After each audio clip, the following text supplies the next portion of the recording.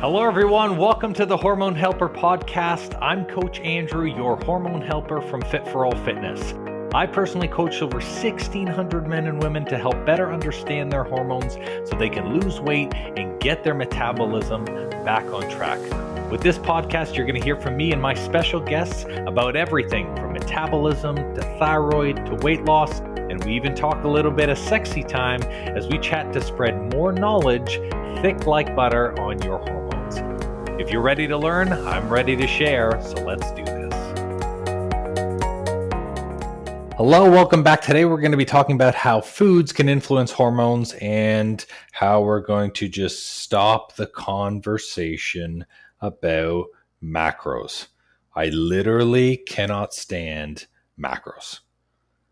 And I had this conversation probably like 2 weeks ago where somebody sent me a message on Facebook and they were like, hey, can I just pay you to change my macros, please? And I'm like, no. Because to me, there's nothing worse than coming up to somebody and asking them, excuse me, what are your macros? What are you doing for your macros and your weight? The reason why it's a great pet peeve to me as a coach is because macros are honestly the roughest way to track what you're eating. And if you're someone who wants to balance your hormones, you're actually influencing your hormones the wrong way when you focus on macros first. I guess for those of you who don't know what macros are or have never used macros yourself, I'll give you a rough breakdown of what people do and how people normally use them. Macros are short for macronutrients, and those three nutrients are proteins, carbohydrates, and fats. These nutrients are responsible for doing things like building and keeping lean muscle tissue, providing daily energy for the body to use, and help the body with joint lubrication and de-inflammation. Counting these macros involves tallying up how many grams of each nutrient type you consume each day, and then you're aiming for specific targets. So basically, it's used in pretty much every major diet and weight loss system you can think. It's a part of the keto diet. People who carb cycle use it for part of their process, and those who are only tracking calories use it as well too. Overall, it's about focusing your eating patterns around hitting these daily targets and a ton of math, way more math than is needed with nutrition, to never miss a beat with your food.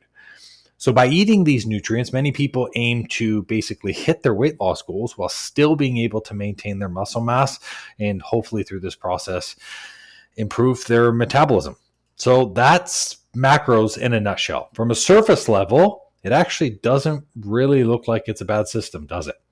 In truth, it's no worse than someone randomly trying different types of dieting or a person who only uses calorie totals or a point system to keep track of what types of food they've eaten for the day. But to me, there's a lot of places where macros or doing just macros alone can fail you.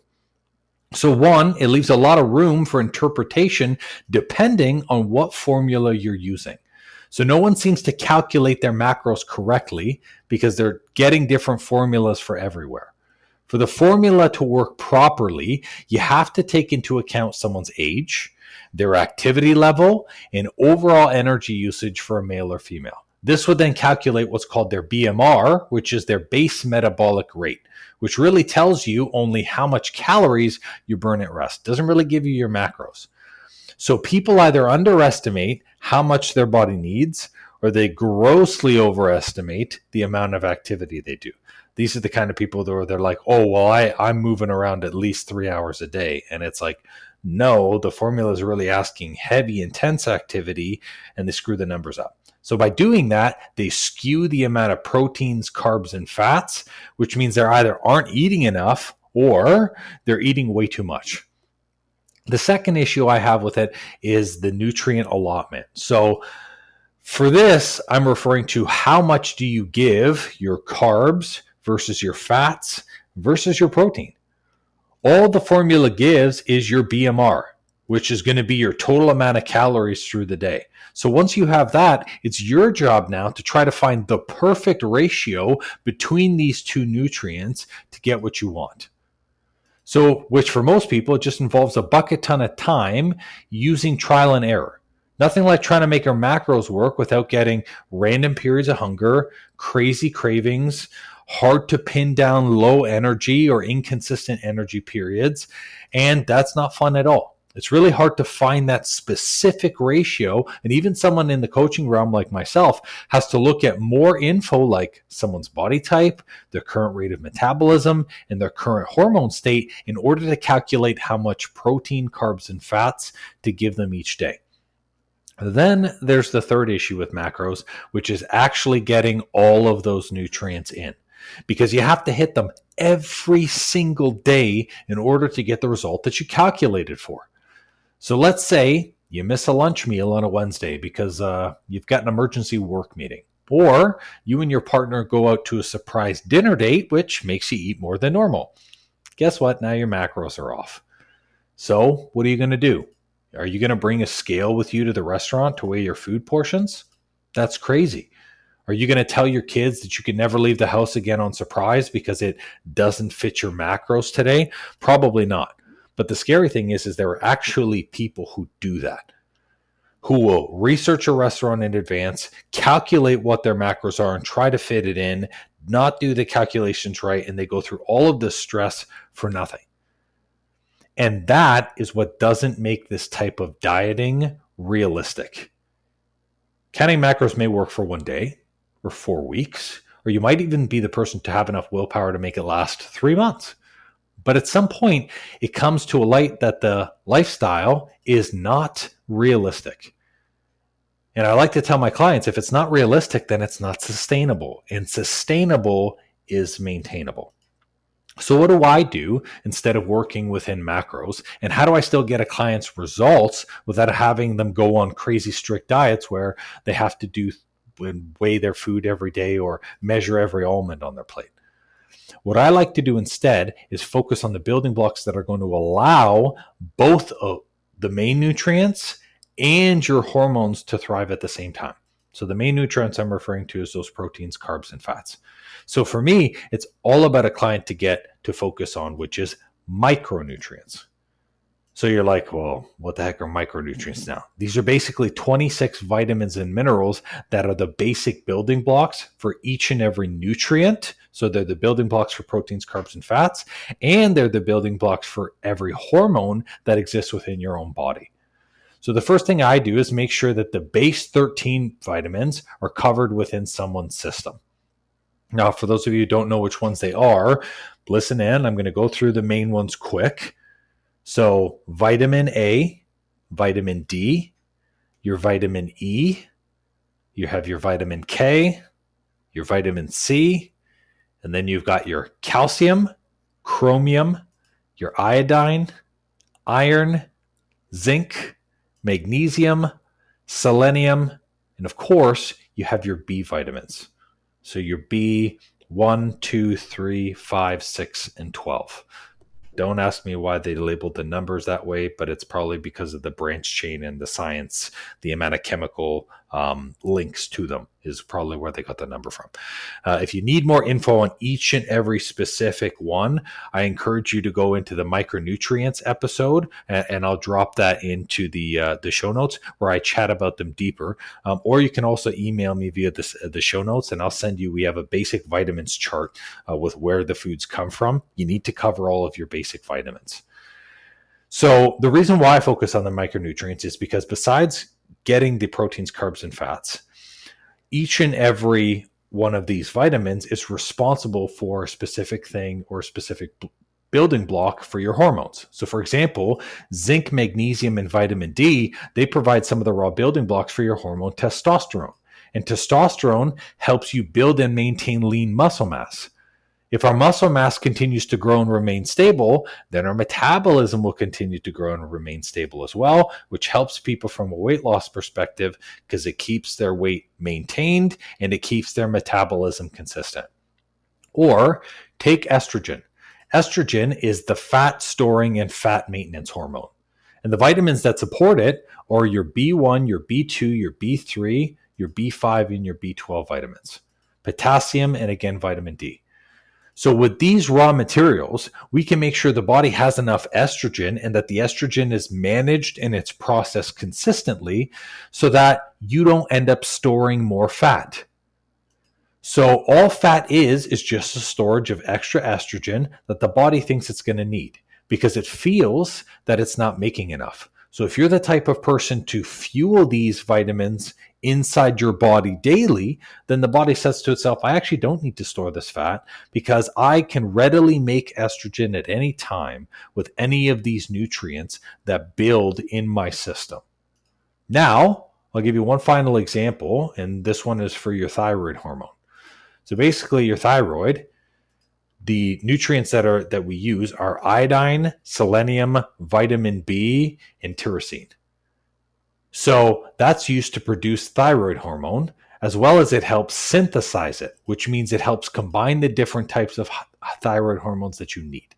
So meaning if someone focuses on these minerals, they're going to see a more optimized, healthier thyroid that can tolerate more metabolism changes. So if someone is solely focusing on these minerals from a thyroid perspective, not only are they going to hit whatever the main nutrients, the proteins, carbs, and fats that they need, but also they're going to see a greater change in their metabolic health.